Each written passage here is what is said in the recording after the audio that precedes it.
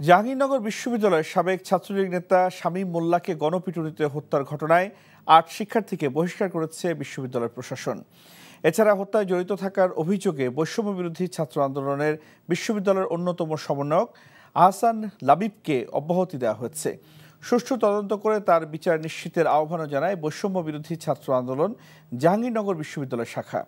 এদিকে mob justice কোনো অবস্থাতেই সমর্থনযোগ্য নয় জানিয়ে এর সঙ্গে জড়িত সবার দৃষ্টান্তমূলক শাস্তি নিশ্চিত করার দাবি জানিয়েছে বৈষম্য বিরোধী ছাত্র আন্দোলনের দুই কেন্দ্রীয় সমন্বয়ক হাসনাত আবদুল্লাহ ও সার্জিস আলম। সামাজিক যোগাযোগ মাধ্যমে পোস্ট করে তারা এই দাবি জানান। এছাড়া মব জাস্টিস বন্ধে সরকারকে কঠোর পদক্ষেপ নেওয়ার আহ্বান জানিয়েছে জাতীয় নাগরিক কমিটি।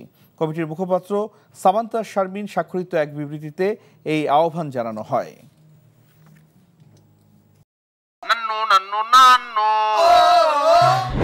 আরে সপ্তাহ একটা ব্র্যান্ডের গুলা আমার বংশ ব্র্যান্ডের কি আপা বিষাগত বিক্রি গরিবের এলাকায় আপনি এমন পাড়া দিব না গুরু গুরু ভিতরতে সব বাইরে যাবে। আরে ওইটা থামো না তোরে যদি ইসলামিক সাইড সবাই আমি ডিভোর্স না দিছি আপনারা কি হোগারে কালিয়া বল আমরা সিয়ামি তুমি আমারে আম্মা ডাকলাকে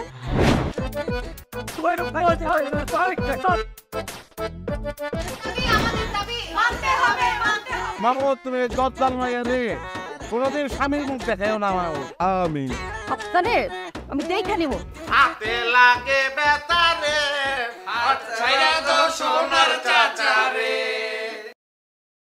এনজিওর কিস্তি প্রথমবার বিকাশ পেমেন্ট করলেই 20 টাকা ইনস্ট্যান্ট ক্যাশব্যাক।